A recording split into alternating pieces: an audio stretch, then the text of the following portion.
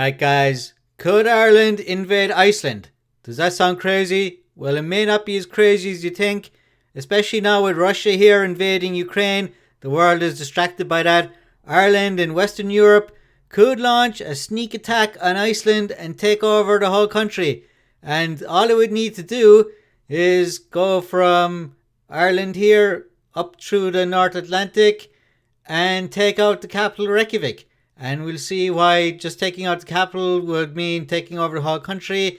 Now, there might be some issues at hand. We'll get into those later. But believe me when I tell you guys, this is entirely possible. And you're going to see over the course of this video why this is a really strong possibility. And as a patriot, this could be worth pursuing. Alright, so let's look at the defence forces of Ireland. Ireland has an army, it has an air corps, and a naval service, and it has a reserve defence force. It's got like the typical ones you'd see in most countries. Air, sea and land basically is what it is. So the Irish Army, so let's look at the army first. It's got 7,300 permanent personnel and 1,800 reserves. Now you may be laughing at that number thinking that's absolutely tiny, but you won't be laughing in a few minutes, believe me. And here is the Irish Air Corps. It's got over 700 personnel. And it's got 20 aircraft. Again, you might say, well, that's tiny. What's going on? Ireland couldn't invade a paper bag, let alone invade Iceland. But you're going to see in a minute why this is very, very possible. And probably the most important branch of the defence forces, as far as this idea is concerned, is the naval service. So Ireland has just over 1,000 personnel in the Irish Navy. And it's got 115 reservists. And it's got 9 ships, 5 operational. And it is based in County Cork, Ireland. And we have the Reserve Defence Forces. And it's got about 1,700. So all in all, there's about 8,700 active personnel in all branches of the Irish military. 1,700 reserves. So we're talking about 10,000, give or take. 10,000 in the military. Again, it doesn't sound like much. If you're from the US or some other large country, you might think 10,000 is pathetically small. But we're now going to look at the potential opposition. We're going to have a look at Iceland. So the defence of Iceland. Iceland's defences consist of the Icelandic Coast Guard. And that's it. There is no army. There is no air force. And in lieu of a navy, you have a Coast Guard. Iceland is the only NATO member which maintains no standing army. So there is no standing army for Iceland. Now, I did mention it's a NATO member. Now, that might be a huge problem, but maybe not, maybe not. So let's dig into this more. So here is the article on the Icelandic Coast Guard, which is basically the entire military of Iceland. And how many people are in the Icelandic Coast Guard? 200. That's right. There are 200 people in the Icelandic military. 200. So when you were laughing a few minutes ago at Ireland only having 10,000, Iceland has 200. So the Irish military outnumbers the Icelandic military by 50 to 1. And this is why an invasion of Iceland by Ireland is entirely possible. So let's jump back to the Irish Defence Forces and the Irish Army. So we know that there's about 10,000 in the Defence Forces of Ireland. So what do they have in terms of equipment? So in terms of weapons, they have a whole bunch of stuff. They have these rifles, another rifle. They have grenade launchers. They have the M2 Browning machine gun. They have the Javelin, the FGM 148, anti-tank guided missile L118. And they have a surface-to-air missile system. And in terms of vehicles, they have 80 of these MOAG Piranha armoured personnel carriers, which are basically crappy versions of tanks. And these MOAG Piranhas have HMGs, they have Melara autocannon, and a lot of this stuff I don't know much about, but whatever. And they have these RG Outriders. They look like Humvees, so they have a bunch of those as well. And Iceland has none of this. They don't have a standing army. So you might laugh at these. Again, 80 of these poor man's tanks, or whatever you want to call them, and a bunch of these Humvees. But that's whatever they have here is more than what Iceland has. Iceland has zero. What kind of air force does Ireland have? What equipment do they have? We know that they've got about 700 people. So let's have a look at our current inventory. They have a Learjet 45. That's a private airplane. They have this transport aircraft. They have this Pilatus PC-12. It's a passenger cargo aircraft. They have this another transport aircraft. They have a helicopter. And they have this other helicopter here. And they have this one. This is the jewel in the crown of the Irish Air Force. It's the Pilatus PC-9 single engine low wing tandem seat turboprop training aircraft. And what makes this so good is that it can be armed with machine guns or rocket pods. You can use this to attack other airplanes or whatever. You can see the two weapons here, the two bombs or whatever the hell they are. And this baby here could be the one plane that could take out Iceland. You never know. So let's have a look at what the Irish Navy consists of in terms of equipment. As I said, there's over 1,000 people. And this is where things get really exciting because they have these 4 offshore patrol vessels. They're over 2,000 tons. You have they're called the Samuel Beckett class. You have the Beckett, you have the James Joyce, William Butler Yeats, and the George Bernard Shaw, named after Irish writers because the pen is mightier than the sword, I guess. And you have this one. This is an older one. Now look, this is 1984. Now look at these. These were all commissioned pretty recently. So these are new, modern patrol vessels. And you have this one here, the Roisin class, and you have Roisin and Niamh, 2 girls' names. Another offshore patrol vessel. And finally, last and definitely not least, in fact, this is the most. This is what's going to win the war between Ireland and Iceland. It's the Peacock class and the Corvette. We have the Orla and we have the Kira. And these are warships. The Corvette is a small warship. It is traditionally the smallest class of vessel considered to be a proper warship. Ireland has 2 warships and Iceland has, well, 0. Iceland has no warships, and we look at what Iceland has in a second. But between all these, you have 2 warships and you have 7 other vessels. So Ireland has 9 ships in the Navy, and that's all it's going to take over Iceland. So let's look at what Iceland has. Iceland has, according to this, it's 5, but it's actually just 4 vessels, because this one here, Odin, was decommissioned. Let's have a look here. Odin is a decommissioned offshore patrol vessel. Now it does have the engines are still maintained and still operational, but the vessel itself is out of commission. It's gone. This is it. No longer used, and that won't be able to defend the country against Ireland. So let's go back here. Here is this one named after Thor. It's called, I don't know what this letter is, POR something. And that's their flagship. This is the best they have. This is their best military vessel. And they have another one here. It's very similar. And they have this survey and patrol vessel. This one that does like experiments and surveys and stuff. This little thing here.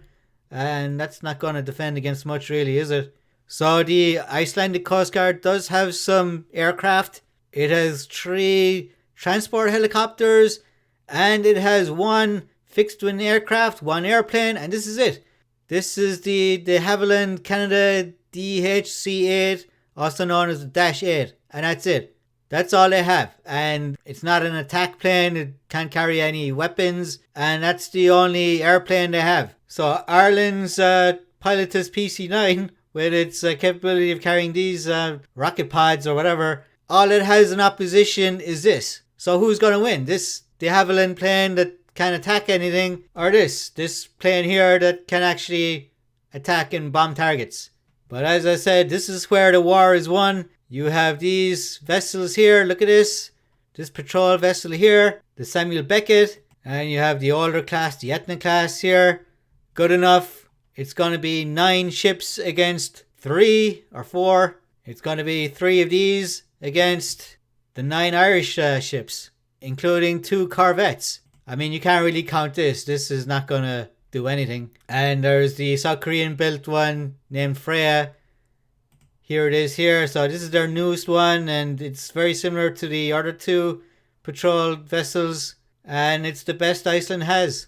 Iceland basically has 3 of these, one of these little ones, and that's it. Ireland has 9. 9 versus 3. I like Ireland's chances, especially with these 2 corvettes, these 2 warships. And as I said, look at the map here. This is going to be one on the sea. Ireland is going to send their ships up the North Atlantic past Rockall there.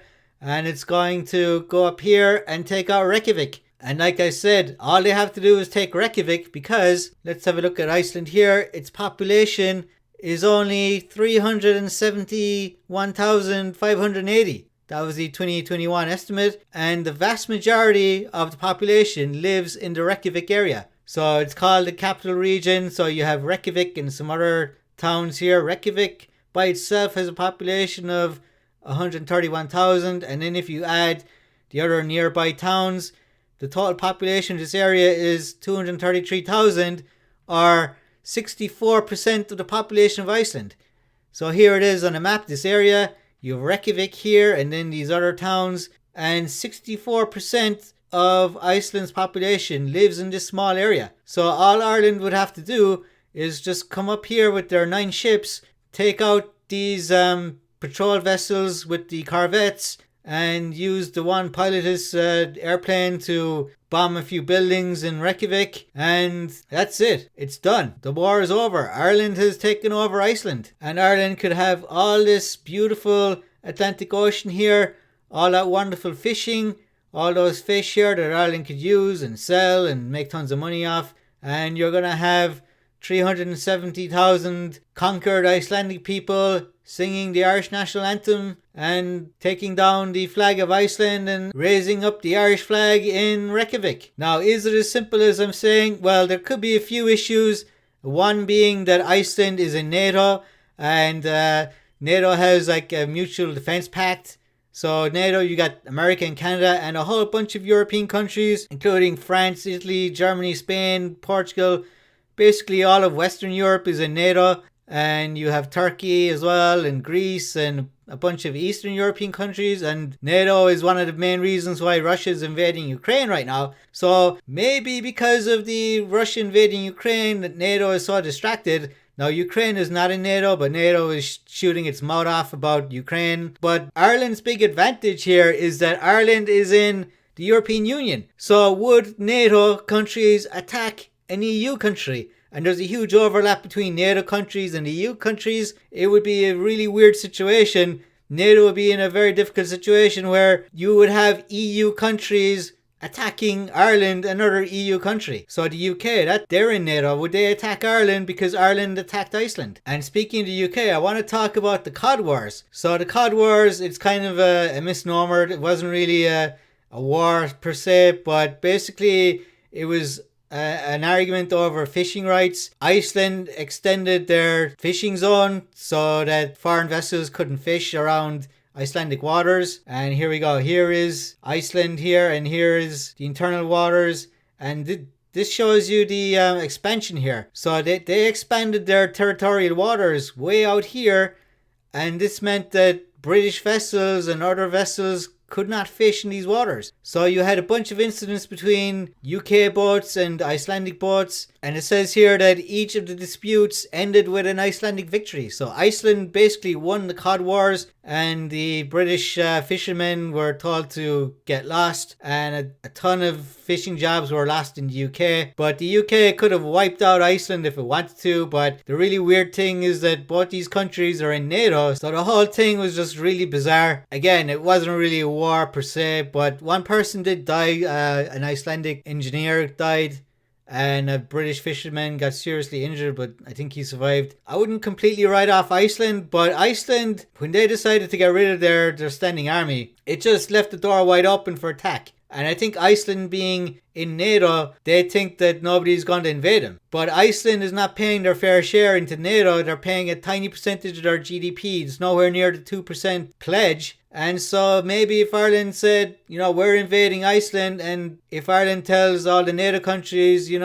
Iceland is a parasite for NATO, why would you go to war against Ireland and create like a massive shitstorm in Europe? Like imagine the UK, America, France, all these countries attacking Ireland because Ireland invaded Iceland. So I think Ireland could get away with this. Ireland could actually get away with taking out Iceland. So guys, let me know what you think. Could Ireland actually invade and take over Iceland while Russia is invading Ukraine? And I will tell you that Ireland has pulled off a stunt before like this, where the world was distracted by other things. In 1916, Ireland tried to gain independence from Britain by launching a rising in April of 1916. It was called the Easter Rising. This was right in the middle of World War I. So World War I was 1914 to 1918. The UK was heavily involved in that. And Ireland used that as an opportunity to try and gain independence from the UK. Now that rebellion was quashed and a bunch of men were executed for that. But it just goes to show you that Ireland has performed sneaky attacks before, and they could do it again. They could invade Iceland while the world is distracted with Russia and Ukraine. So there you go, guys. Subscribe to the channel, like, share, especially if you're from Ireland or if you're interested in Ireland. Share this video, and of course if you're interested in Iceland as well, share this video and leave a comment and subscribe. And this idea is not as crazy as you might think. So until next time, see you guys later.